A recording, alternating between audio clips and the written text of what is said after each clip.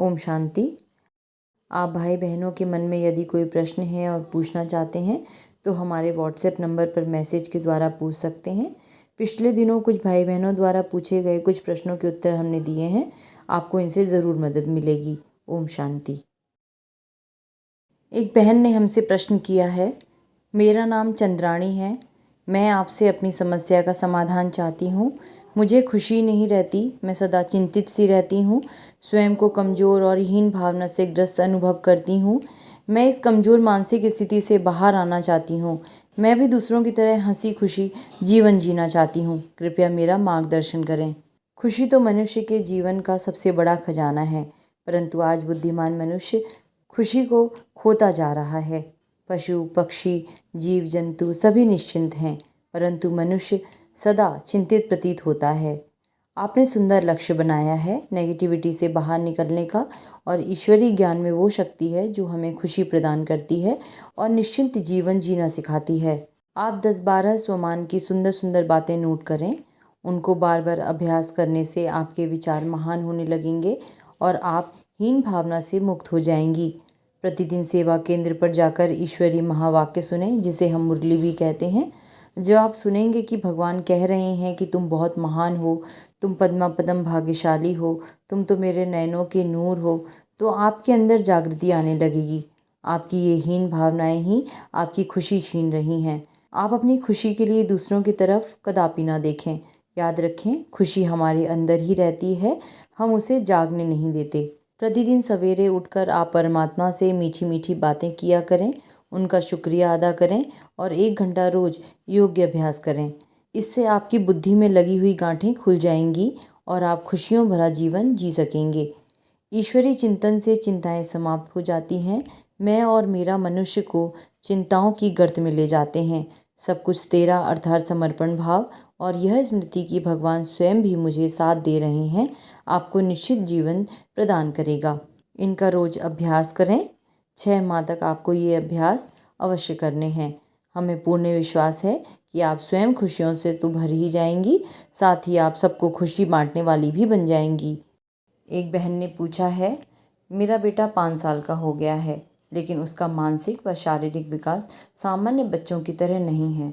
शायद उसका दिमाग नॉर्मल बच्चों की तरह कार्य नहीं कर रहा है।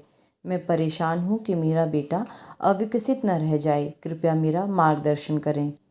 आप अपने बच्चे के ब्रेन को नॉर्मल करने के लिए 4 उपाय करें। बच्चे को दूध पानी जो भी पिलाएं वो उसे चार्ज करके देना है। चार्ज करने की विधि है, पानी या दूध को दृष्टि देते हुए 7 बार संकल्प करें कि मैं परम पवित्र आत्मा हूँ।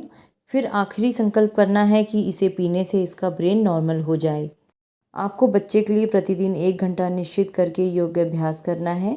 योग से पहले 2 सम्मान याद करने हैं कि मैं मास्टर सर्वशक्तिवान हूँ और विश्व कल्याणकारी हूँ। योग के अंत में संकल्प करें कि इस योग बल से इसका मस्तिष्क नॉर्मल हो जाए। सुबह शाम बच्चे के ब्रेन को एनर्जी देनी है। विधि है, दोनों हाथ मलते हुए 3 बार याद करें कि मैं मास्टर सर्वशक्तिवान हूँ। फिर दोनों हाथ उसके ब्रेन पर दाएं और बाएं रख दें। 1 मिनट तक ऐसा 5 बार सवेरे और 5 बार शाम को करें। ऐसा 21 दिनों तक करें, बच्चा नॉर्मल हो जाएगा। एक भाई का प्रश्न है, मेरे बड़े बेटे की शादी को 4 साल हो गए हैं। कुछ आपसी अनबन के कारण अब दोनों अलग अलग रह रहे हैं। कोर्ट में तलाक का केस भी चल रहा है, लेकिन अब बहू और उसके घरवाले केस वापस लेकर साथ रहना चाहते हैं, लेकिन मेरा बेटा इसे स्वीकार नहीं कर रहा। इससे घर की स्थिति बहुत अशांत बनी हुई है। हम क्या करें? कलयुग के इस भयावह काल में भारत में भी तलाक के केसेस बढ़ते जा रहे हैं। यद्यपि इसके लिए मनुष्य के पूर्व जन्म के कर्म भी जिम्मेदार हैं, परंतु मनुष्य के स्वभाव, संस्कार, उसका क्रोध, अभिमान और गलत व्यवहार भी इस स्थिति को पैदा करते हैं। आज मनुष्यों में स्वार्थ, लोभ, कामनाएं बहुत बढ़ गई हैं। मनुष्य यदि अपने जीवन के महत्व को समझ ले और जीवन की यात्रा में एक दूसरे के सच्चे मित्र बन जाएं, एक दूसरे की भावना को सम्मान दें, तो ये समस्या काफ़ी हद तक कम हो सकती है। दहेज पर झगड़ा रखने वालों को भी ये याद रखना चाहिए कि धन संपदा से भी अधिक मूल्यवान है एक चरित्रवान मनुष्य। चरित्र ही सबसे बड़ी दौलत है। जिसके पास तलाक संबंधी ऐसे कोर्ट केस चल रहे हैं, उन्हें बातचीत कर इसका समाधान तक पहुंचने की कोशिश तो ज़रूर करनी चाहिए। पर इसके साथ साथ 21 दिन की ऐसी विघ्न विनाशक योग भट्टी भी अवश्य कर लेनी चाहिए। इसको इस विधि से करें। योग से पहले 3 स्वमान 5-5 बार याद करेंगे। मैं मास्टर सर्वशक्तिवान हूँ, विघ्न विनाशक हूँ और सफलता मेरा जन्मसिद्ध अधिकार है। यदि आप बहुत एकाग्रचित होकर ये अभ्यास करेंगे तो 21 दिन के बाद आपको बहुत सुंदर परिणाम प्राप्त होंगे।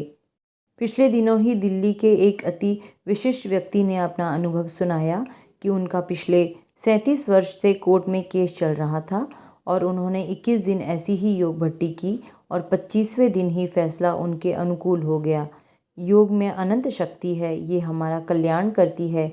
आप भी योग का ऐसा सुंदर अभ्यास करेंगे तो आपका भी कल्याण होगा। ओम शांति। आप भाई बहनों के मन में यदि कोई प्रश्न है और पूछना चाहते हैं तो हमारे व्हाट्सएप नंबर पर मैसेज के द्वारा पूछ सकते हैं। पिछले दिनों कुछ भाई बहनों द्वारा पूछे गए कुछ प्रश्नों के उत्तर हमने दिए हैं। आपको इनसे ज़रूर मदद मिलेगी। ओम शांति।